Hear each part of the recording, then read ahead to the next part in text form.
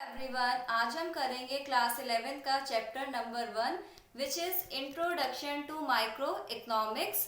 ये micro economics का basic chapter रहेगा। इसमें हम बेसिक टर्म्स को क्लियर करेंगे जो आगे आगे चैप्टर्स को करने के लिए काफी ज्यादा यूजफुल रहेंगी। तो चलिए हम स्टार्ट करते हैं आज का chapter number 1 introduction to micro economics. Micro economics, तो माइक्रो इकोनॉमिक्स की हम स्टार्ट करते हैं।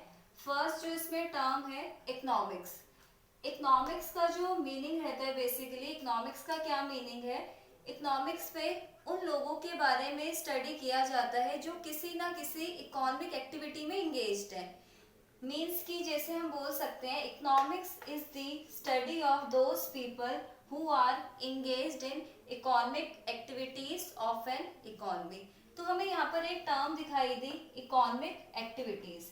इकोनॉमिक एक्टिविटीज का अगर मीनिंग क्लियर हो जाता है तो ये डेफिनेशन भी इजीली समझ आ जाएगी।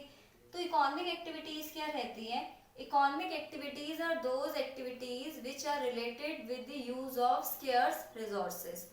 जो ये इकोनॉमिक एक्टिविटीज हैं, ऐसी एक्टिविटीज होती हैं जो कि किससे रिलेटेड है, जो रिसोर्सेज है। रिसोर्सेज मीन्स ऑफ प्रोडक्शन, उनके यूज से रिलेटेड है। रिसोर्सेज हमारे लिमिटेड हैं और रिसोर्सेज लिमिटेड है, जहाँ पे हम रिसोर्सेज का यूज करेंगे उन एक्टिविटीज को बोला जाता है इकोनॉमिक एक्टिविटीज। हम ये भी बोल सकते हैं कि इकोनॉमिक एक्टिविटीज ऐसी एक्टिविटीज हैं जो कि किससे रिलेट करती हैं, अर्निंग, इनकम अर्न करना, फिर अर्निंग होने के बाद स्पेंडिंग, उसे कैसे खर्च करना है, कैसे सेविंग होगी। तो वो सारे जो डिसीजन आ रहे हैं, वो सारी जो एक्टिविटीज हो रही हैं, वो इकोनॉमिक एक्टिविटीज में आ जाते हैं। इकोनॉमिक एक्टिविटीज में हम ये भी देख सकते हैं जैसे कि अब जितने भी काम होते हैं, जैसे कि प्राइमरी सेक्टर है, प्राइमरी सेक्टर में एग्रीकल्चर हो रहा है, तो एग्रीकल्चर में फार्मर का मेन एम क्या है, to earn profit, profit earn करना, पैसा कमाना। और सेकेंडरी सेक्टर है, इंडस्ट्रियल सेक्टर है, वहाँ पे भी इतनी सारी डिफरेंट एक्टिविटीज होती है, कंस्ट्रक्शन वर्क होता है। ऐसे फिर टर्जरी सेक्टर है, सर्विस सेक्टर, जहाँ पे सर्विसेज प्रोवाइड की जाती है, बैंकिंग की सर्विसेज, इंश्योरेंस की सर्विसेज। तो ये सब किस में आ जाता है, एक इकोनॉमी के इकोनॉमिक एक्टिविटीज में, जहाँ पे लोग काम कर रहे हैं और काम करने का मेन एम क्या है, प्रॉफिट अर्न करना। तो जो इकोनॉमिक्स है, इसका सब्जेक्ट मैटर क्या रहता है कि जो रिसोर्सेज है वो लिमिटेड है। रिसोर्सेज, बार बार हमें ये टर्म सुनने को मिल रही है। तो रिसोर्सेज की यहाँ पे बात की जाए तो रिसोर्सेज क्या है, मीन्स ऑफ प्रोडक्शन, उत्पादन के संसाधन, जिन्हें ये भी बोल सकते हैं फैक्टर्स ऑफ प्रोडक्शन। अब फैक्टर्स ऑफ प्रोडक्शन में फैक्टर्स ऑफ प्रोडक्शन, और we can say that resources includes, क्या क्या चीजें आती हैं इसमें, लैंड, लेबर, कैपिटल, एंटरप्रेन्योर, ये सब चीजें रिसोर्सेज में इंक्लूड हो रही है। किसी भी इकोनॉमिक एक्टिविटी को करने के लिए, कोई भी काम करने के लिए बेसिक जो चीजें रिक्वायर्ड होती हैं उन्हीं को रिसोर्सेज बोल रहे हैं। तो ये रिसोर्सेज लिमिटेड है। क्योंकि रिसोर्सेज लिमिटेड हैं, इसीलिए इकोनॉमिक्स का जो सब्जेक्ट मैटर है, जो मेन मुद्दा है, वो यही है कि इन रिसोर्सेज को कैसे हम ऑप्टिमम वे में यूटिलाइज करें। How can we utilise these resources in optimum way, कि अच्छे से अच्छे इनका यूज हो और हर किसी का सेटिस्फेक्शन इंक्रीज हो, चाहे वो कंज्यूमर है या प्रोड्यूसर है या फिर सोशल लेवल है। हर एक पर्सन का, हर एक इंडिविजुअल का सेटिस्फेक्शन अच्छा होना चाहिए, मैक्सिमाइज होना चाहिए। तो इसी को हम बोल देते हैं इकोनॉमिक्स। तो अगर रिसोर्सेज लिमिटेड नहीं होते, रिसोर्सेज अगर लिमिटेड नहीं होते तो इनको मैनेज करने की भी नीड फिर अराइज नहीं होती। तो यही इकोनॉमिक्स का मेन सब्जेक्ट मैटर है कि कैसे हमें रिसोर्सेज को बेस्ट से बेस्ट वे में यूज करना चाहिए, जिससे कि सोसाइटी का वेलफेयर हो, कंज्यूमर, प्रोड्यूसर और सभी का वेलफेयर हो। फिर इसके बाद इकोनॉमिक्स के बाद एक और टर्म हमें समझनी बहुत ज़्यादा ज़रूरी है, इकोनॉमी, जिसे हिंदी में बोला जाता है अर्थव्यवस्था। इकोनॉमी का क्या मीनिंग रहता है? Economy is a system by which people get a living and satisfy their wants. हम बोल सकते हैं कि इकोनॉमी एक ऐसा सिस्टम है जिसमें जो पीपल है, जो लोग हैं, उनको लिविंग, उनको अपनी लिविंग मीन्स कि उन्हें अर्निंग मिलती है, वो कमा पाते हैं और अपनी वांट्स को सेटिस्फाई कर पाते हैं। हम ये भी बोल सकते हैं economy includes all those institutions which provide work to the people.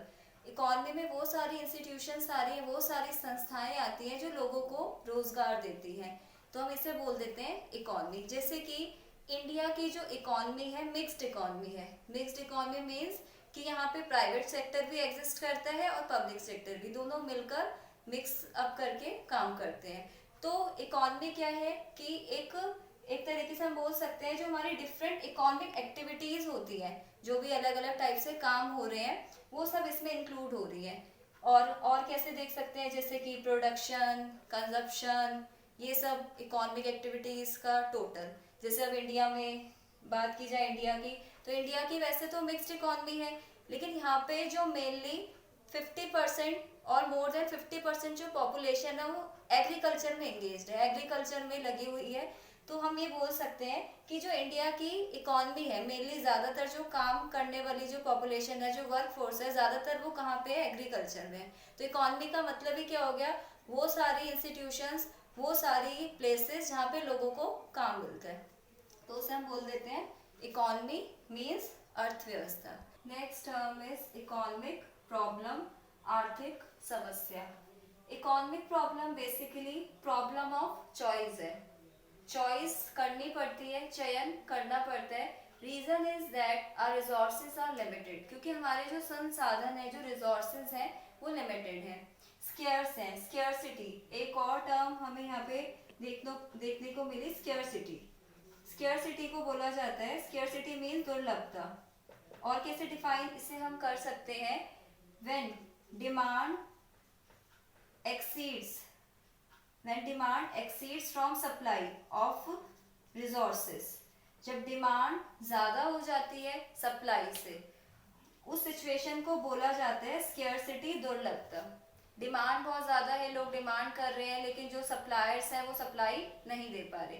से फॉर एग्जाम्पल, अभी मार्केट में हमारी डिमांड है वीट की 5 kg, एक इंडिविजुअल है, उसकी मार्केट में वीट की डिमांड 5 kg है, लेकिन जो मार्केट में अवेलेबल स्टॉक है वो सिर्फ 4 kg है। तो 1 kg से डिमांड फुलफिल नहीं हो पा रही, पूरी नहीं हो पा रही, क्योंकि रिसोर्सेज लिमिटेड है। तो इसी टर्म को हम क्या बोल देते हैं, स्केर्सिटी, दुर्लभता। अब इकोनॉमिक प्रॉब्लम की बात की जाए तो ये क्या रहती है, it is the problem of choice in the use of scarce resources. Choice करनी पड़ती है, स्केर्स रिसोर्सेज का यूज डिसाइड करना पड़ता है इस तरीके से जिससे कि सेटिस्फेक्शन हो अनलिमिटेड ह्यूमन वांट्स का। जो मानव की आवश्यकताएं हैं, ह्यूमन जो वांट्स हैं, वो अनलिमिटेड हैं। तो यही चीजें कॉजेस बनेंगी, कारण बनेंगे इकोनॉमिक प्रॉब्लम का। कोई भी लेवल हो, कोई इंडिविजुअल लेवल पे है, सोशल लेवल पे है, हम हर लेवल पे चॉइस करनी पड़ेगी। We have to make a choice, क्योंकि रिसोर्सेज, वही बात घूम फिर के आ जाती है कि रिसोर्सेज जो है, हमारे संसाधन जो है वो सीमित है, लिमिटेड है। कॉजेस ऑफ इकोनॉमिक प्रॉब्लम, आर्थिक समस्या उत्पन्न होने के कारण। क्या क्या रीजंस हैं, किस वजह से हमें इकोनॉमिक प्रॉब्लम, किस रीजन से हमें इकोनॉमिक प्रॉब्लम फेस करनी पड़ती है, वो हम देखेंगे।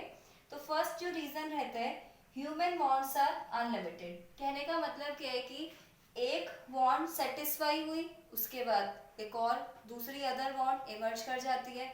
जो वांट्स होती है, ह्यूमन की जो वांट्स है, जो मानव की आवश्यकताएं हैं, वो असीमित है, ये लिमिटेड नहीं है in comparison with limited resources. Resources जो है वांट्स को सेटिस्फाई करने वाले, वो लिमिटेड है, और जो ह्यूमन वांट्स हैं वो अनलिमिटेड हो जाती है।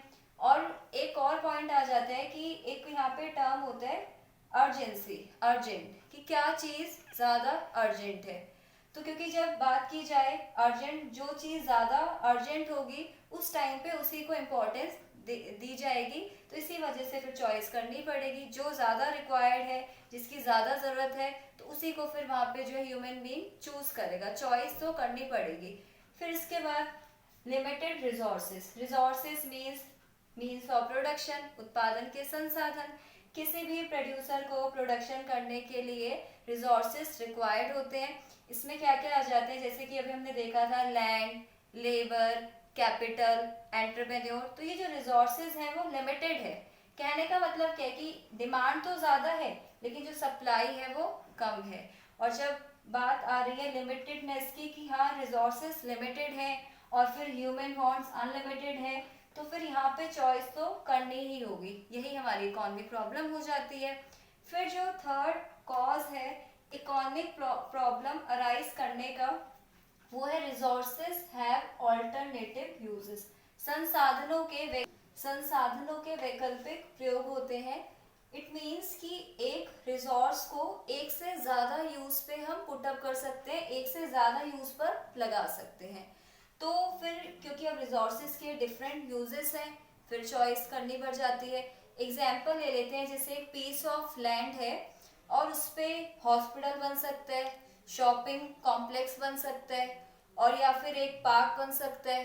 तो एक ऑप्शन क्या है, पीस ऑफ लैंड, भूमि का एक टुकड़ा, तो वो तो एक ही है, लेकिन उस पे जो काम करने के जो तरीके हैं, उसको यूज में लाने के जो तरीके हैं, वो तीन ऑप्शंस हैं हमारे पास।